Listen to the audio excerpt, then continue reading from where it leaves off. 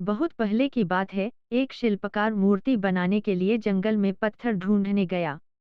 वहां उसको एक बहुत ही अच्छा पत्थर मिल गया, जिसको देखकर वह बहुत खुश हुआ और कहा यह मूर्ति बनाने के लिए बहुत ही सही है। जब वह आ रहा था, तो उसको एक और पत्थर मिला। उसने उस पत्थर को भी अपने साथ ले लिया। घर जाकर उसने पत्थर को उठाकर अपने औजारों से उस पर कारीगरी करनी शुरू कर दिया। औजारों की चोट जब पत्थर पर हुई तो वह पत्थर बोलने लगा कि मुझको छोड़ दो, इससे मुझे बहुत दर्द हो रहा है। अगर तुम मुझ पर चोट करोगे तो मैं बिखर कर अलग हो जाऊंगा। तुम किसी और पत्थर पर मूर्ति बना लो। पत्थर की बात सुनकर शिल्पकार को दया आ गई।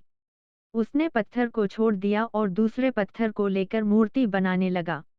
वह पत्थर कुछ नहीं बोला। कुछ समय में शिल्पकार ने उस पत्थर से बहुत अच्छी भगवान की मूर्ति बना दी। गांव के लोग मूर्ति बनने के बाद उसको लेने आए। उनने सोचा कि हमें नारियल फोड़ने के लिए एक और पत्थर की जरूरत होगी। उन्होंने वहां रखे पहले पत्थर को भी अपने साथ ले लिया। मूर्ति को ले जाकर उन्होंने मंदिर में सजा दिया और उसके सामने उसी पत्थर को रख दिया। अब जब भी कोई व्यक्ति मंदिर में दर्शन करने आता तो मूर्ति को फूलों से पूजा करता, दूध से स्नान कराता और उस पत्थर पर नारियल फोड़ता था। जब लोग उस पत्थर पर नारियल फोड़ते तो बहुत परेशान होता। उसको दर्द होता और वह चिल्लाता, लेकिन कोई उसकी सुनने वाला नहीं था। उस पत्थर ने मूर्ति बने पत्थर से बात करी और कहा कि तुम तो बड़े मजे से हो, लोग तो तुम्हारी पूजा करते हैं, तुमको दूध से स्नान कराते हैं और लड्डुओं का प्रसाद चढ़ाते हैं। लेकिन मेरी तो किस्मत ही खराब है, मुझ पर लोग नारियल फोड़ कर जाते हैं।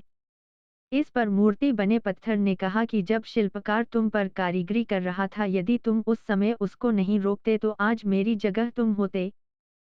लेकिन तुमने आसान रास्ता चुना, इसलिए अभी तुम दुहक उठा रहे हो।